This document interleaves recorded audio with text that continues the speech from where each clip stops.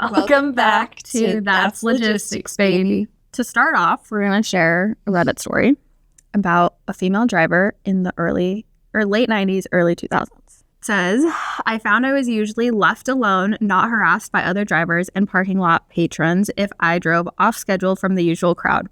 My day would start around 8 p.m. or so, and I would drive through the night. Less traffic, less nuance, and when my 10 hours plus breaks are finished, I was just pulling into the truck stop while the rest of the lot were leaving for their driving day. Anyways, it was a typical night as I was driving east through Kentucky about 4 a.m., but I just couldn't keep my eyes open. I found a truck pull-out area and decided to see if I could find a spot and park and get a few hours of shut-eye. Lo and behold, there was a spot wide open, but it required a little bit of parallel parking to get in. With fuzzy, tired eyes and all, I pulled up, turned on the spots on the running boards, and wiggled into place without so much trouble. I shut the truck off, locked the doors, and pulled the curtains around the front window and dropped into the sleeper. Not more than 10 or 15 minutes later, I hear a knock on the door. I'm thinking to myself, a lot lizard out here? Really? So I get up with you know what? In a truck pullout area, that's kind of dedication, right? I'd probably be more surprised if it didn't happen, but I mean, she's a professional. I guess that's true. That's true. Sigh is what she said. So I get up with the idea of yelling at this idiot and blinding him with the spotlight I kept by the driver's seat. I throw back the curtain and hit this person square in the face with about 1,000,000 candle power and scream at him, "Get the hell away from my truck." He complied and backed off. Curious. This stranger then proceeded to put his hands in the air as if surrendering and begged me to listen to him. He said he said he had seen me pull in and had waited for me to park. I'm freaking out and thinking, how fast can I start the engine and run away from here? Seriously. This man then asked if I would mind shining my light back toward the underneath of my trailer. I'm thinking there is something wrong with my truck, or maybe I had ran over something and had been dragging its car seat down the road.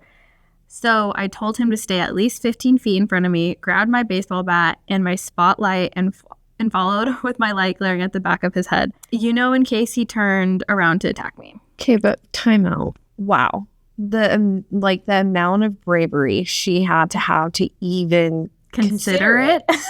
And then let alone get out of her truck to do that. Right. I'm sorry. This says a lot about me probably right now, but I wouldn't be doing that for anyone. Absolutely not. Unless I had literally someone with me or where someone I felt else. There was a lot of control that I had. Yeah. Wow. Okay, keep going. Isn't it crazy? Okay, I saw something that made my heart jump out of my throat. There was a darker spot on the ground than the rest of the area and faint line around it. He explained to me that not more than 4 or 5 hours ago, it was a crime scene where a driver had been yanked out of his truck and murdered. He didn't think I should stay here. I agreed and was wide awake, freaking out at this point. I scrambled back in my truck and drove out for about another 4 hours before I could settle my nerves and stop. But was he the killer? Because why did my mind go there? Oh my God, I didn't even think about that. That is freaky. Oh my God. I don't like it one bit.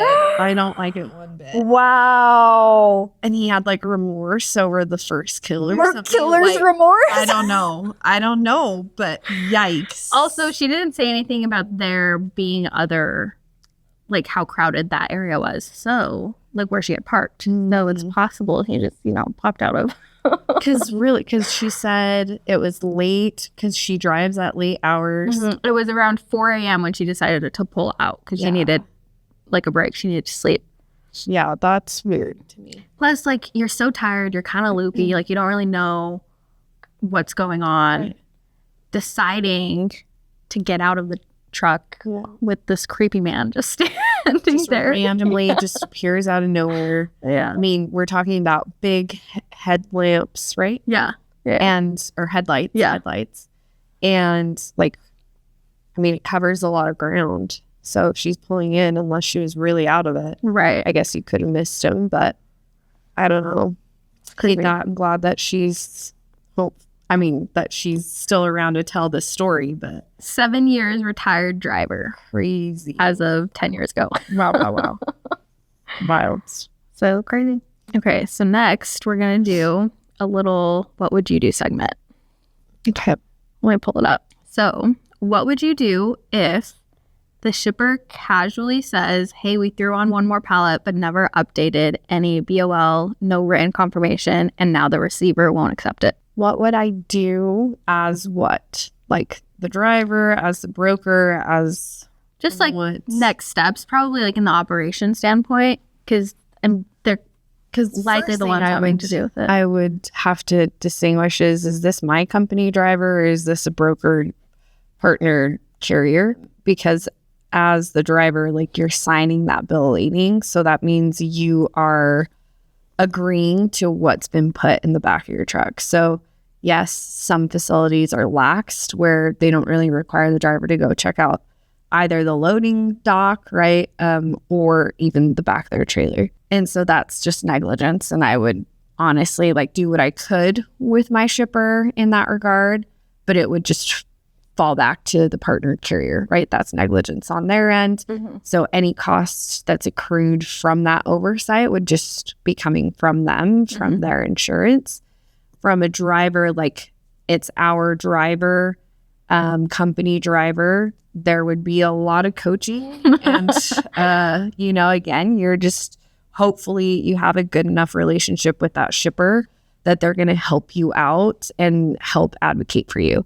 What I mean by that is you can have a shipper that's very hands-off, will hold you to like the T from a contract standpoint. And then you're kind of left alone and you have to go to bat kind of with the shipper, right? Mm-hmm. So really understanding, was the shipper at my customer or is the shipper their like vendor or buyer? Oh, yeah. Right? So like, what's that dynamic and then play off of that. Mm-hmm. But essentially, again, that just goes back to the loading piece of things. It should, right. Even if it's handwritten, should all be on. It should all be on the bill of lading. Yeah. Or worst case scenario, let's say dock workers new and they don't feel like they're comfortable writing something on a bill of lading. Mm-hmm. At least it's caught and communicated. Mm-hmm. So now there's an email with that date timestamp that we relayed that information. Right.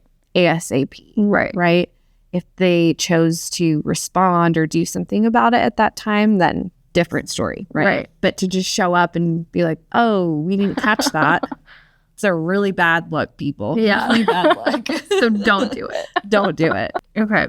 What would you do if a key partnered carrier collapsed midweek? A mid-sized carrier that handles 20% of your lanes shut down unexpectedly. Freight is stranded, drivers walk, customers are calling. Honestly, that's such a real question because that really could happen in today's environment. And I mean, that's where I think logistics and the flexibility of being, like a broker or even an asset-based 3PL company, you have the ability to obtain other sources and other means mm-hmm. to go do a cross-dock, right. so on and so forth. While I've never had that experience myself, I'm sure there's things that would come up like, hey, driver walked, truck is on the side of the road. Mm-hmm. Maybe there's no one in operations. So then the question becomes, how do I obtain that freight? Right. Like, I can't just send a driver and cut the seal and then start. Right. You know what I mean? Like that doesn't really work. So I'm sure there's a lot of things or roadblocks that could potentially come about. Mm-hmm. And I don't have that experience, but I think just being able to have that flexibility of being a broker or having that authority to have, someone else show up and grab it with the assumption that there's still an operations team with the carrier mm-hmm. that could help us logistically grab that load. So it's not falling all on a single contact. Because otherwise, I would imagine like that freight is now compromised mm-hmm. and that would be like an insurance situation. I would imagine. Yeah. Again, pending on the commodity. Mm-hmm. If it's, grocery goods, perishable goods, you're on a very short time span. Yeah. And so I think it's just kind of depends. Right. Depends on a few things how I would handle it. But well, it also goes to show how important it is to diversify 100%. your partners. You should never put all your eggs into one basket. But at the same time, when you're providing, a good service to your shipper and giving them the best cost, Right. you're procuring carrier for specific lanes, right? If you're doing things right, to be able to create that consistency and reliability that they're all seeking. And so it's kind of like damned if you do and damned if you don't. So, but that's what a lot of shippers and brokers do, is they don't essentially just send it to just one primary carrier. You should have a primary, secondary, tertiary, and based on the volume, so on and so forth. Right. But you should never be awarding 100% to A single carrier. Yeah. Not unless you really have a lot of confidence and that relationship is strong. Right. Where you talk about the good, the bad, the ugly, and you really have just, we'll call it open kimono moments, right? Like you're just talking through things. Then in that case, I think you'd have an understanding of where they're at. Right. What would you do if a major customer changes their appointment policy without telling you? You've been operating under first come, first serve systems for months. Suddenly, the customer facility switches to scheduled delivery only, and now your drivers are being turned away at the gate. You're already behind on your deliveries. What's your next move? We've actually had that happen, or I've experienced that. And with the relationship that we had, they were very willing to help compensate for the drivers or the carriers that were having to deal with this situation. And so that was like best case scenario. But most often we receive a small notice and not enough lead time. So generally speaking, you're having to hurry and call, the dispatcher or whoever it is that you're dealing with, or your driver. You are the dispatcher and you're letting them know, hey, there's been a change in operations. It just happened. It was just communicated. We can expect XYZ. And that, again, is a best case scenario because you're at least giving the driver and or the carrier heads up. Right.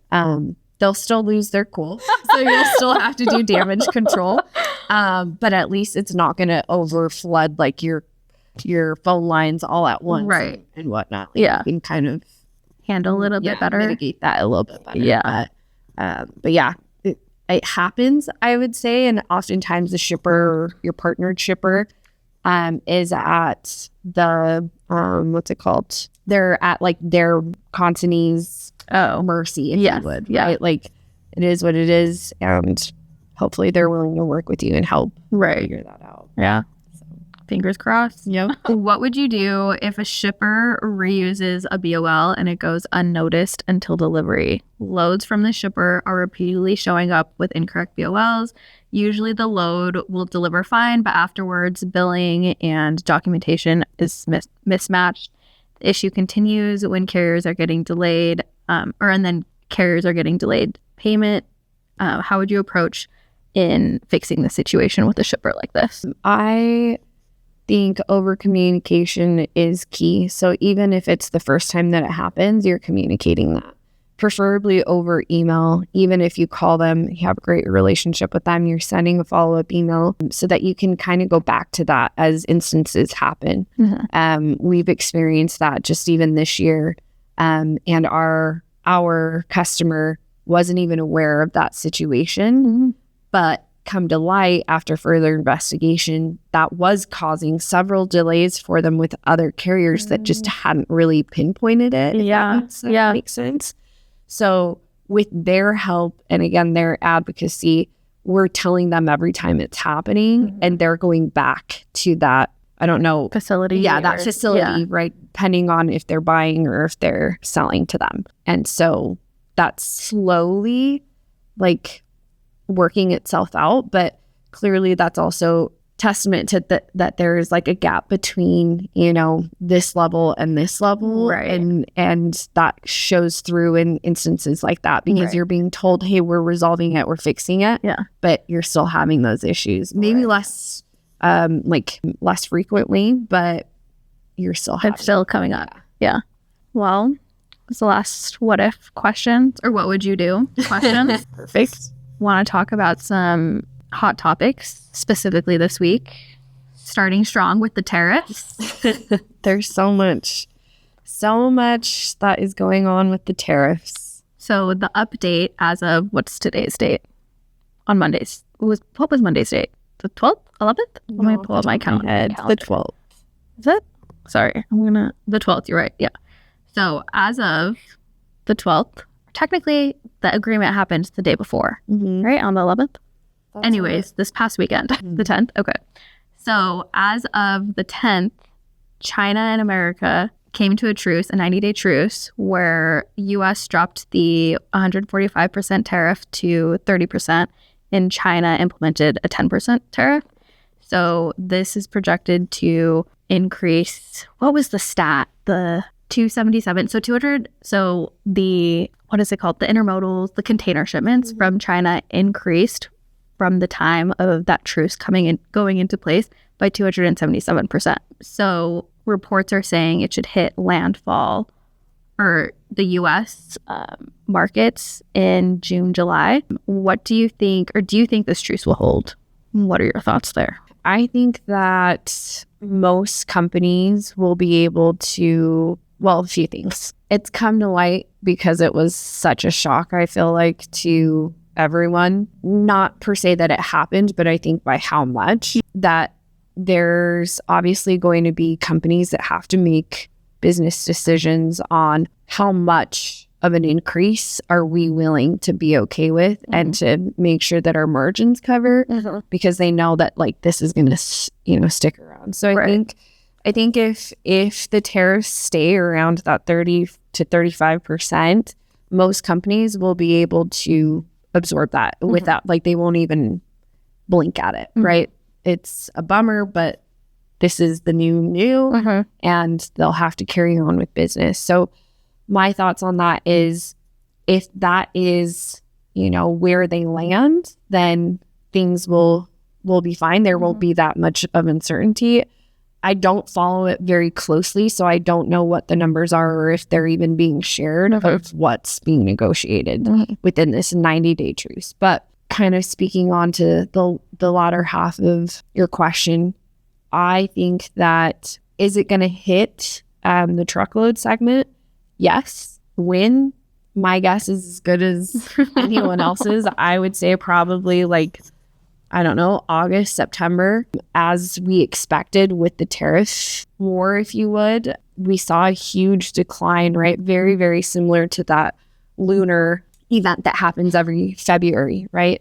Where China closes down, all the factories close down for 30 days, right? And so when you're looking at the numbers, they're dipping to that number now. But at the same time, you see a very strong uptick. So the question becomes, how strong is that uptick going to be? One could assume that because everyone's still in a frenzy of what is going to happen after 90 days, they could really overstock their inventory because now they're nervous, right? They weren't anticipating it to be as aggressive maybe. And now they're kind of paying that price, if you would. So maybe they do huge orders. Like, I'm not sure, but one would assume, if I'm a business owner and I rely on products from China, I might make that investment and make that heavy purchase on inventory just at least through the rest of the year. So that's my take on it. But yeah, I don't think it'll show up in the truckload segment until August, September, which hopefully means we're finishing out the last 2 quarters on a strong note. On a very strong note. Time will tell. Time will tell. Time will tell. So on a lighter note, have you heard of the new autonomous fleet in Texas? I've heard of it, but not enough to really speak on it. What details do you have for me? So the details I have for you, they are running, I believe it's Texas to Houston. Dallas to Houston. Okay. Did I say Texas to Houston? Okay. Yeah. Both in Texas. Okay. So they have been running, I believe, for 4 years. I can be wrong, but for 4 years they've been doing test runs from Dallas to Houston, just with a person in the vehicle, just to make sure it's working correctly and all of that. But I can't remember what month it was. Do you remember what month? May 1st. Okay. So May 1st. Oh yeah. 15 days ago, they started running the fleet autonomously, so with no person in the vehicle. And I believe it's doing good, and they're projected to branch out to Arizona, and I believe it's another state before the end of the year. So what are your thoughts on That's self-driving trucks? Yeah. Do you think it's lasting? Well, I have questions, and again, I should probably know this, but I don't. Just too busy. Are they full truckloads, like 18-wheelers, or what's the equipment? Yes, they are. Yeah. And then, like, how heavy? Do we know? Is it a full 44,000 pounds? I don't know. I don't think they. And the reason why I'm asking is, like, my thoughts on it. Like, is this feasible? Clearly, they've proven that it is feasible. But one could argue it's only going to be feasible for very specific regions, right? Yeah. So we're talking flat roads. There's not a lot of, I don't know, I would say Terrain. terrain and even just probably traffic. Like, there's probably just two-way, what's it called? Two-lane roads, freeways. right? Yeah. I think that's plausible. And that could be something that could be rolled out regionally. But then what happens when you're looking at networks that require, mountain terrain? Mm-hmm. There's no way, I mean, not in my lifetime, that they'll be able to figure that out, right? And then taking that a step further, like when there's inclement weather, what happens then? Yeah. Right? So again, regionally, I think it's possible. Yeah. It's really, I would say, intriguing to hear that it went well and that it's going well. Yeah. As like what's it called? As just like a regular person, I would want to know who, like I'm driving by. Like, if you're driving by a person, right, that's what I'm saying is like I would just I would like to know that, right, to be more cautious and aware, right? And so like that's a play on like what are my rights as just a regular citizen, like driving regular around. Like, four-wheeler. I would like to know what I'm surrounded by. Right. Just similar to like when you're driving past like hazmat, like tankers and stuff, it's placard. Right. So I'm curious to know. There has to be some type of regulation, or at least letting everyone know that, hey, there's not a person in this truck. Right. Yeah. If you're smart, you'll let this truck pass you. Right. And vice versa. You can just quickly move out of its way. Exactly. And I do believe this company is mainly focused on, it's not nationwide. It's in a regional sense. But it would be interesting to see how that continues to play out over several years, if not decades, and like how what shippers do with that information, right? Like, do they now shift their network, right? So like maybe if you're doing something where you're going from like Utah, call it, to New York, right? Are you going regional now? Right. And does that mean you're closing down warehouses that are in mountain terrain areas, right? Like it would be very interesting to see how that infrastructure of their networks change over time, if that's what they're interested in. Right. But from like an insurance standpoint too, like that would be a cost. That would be a big cost. So be interesting to see how as a carrier your structure develops. Right. If you have any questions for Java, leave them in the comments and we'll see you next week.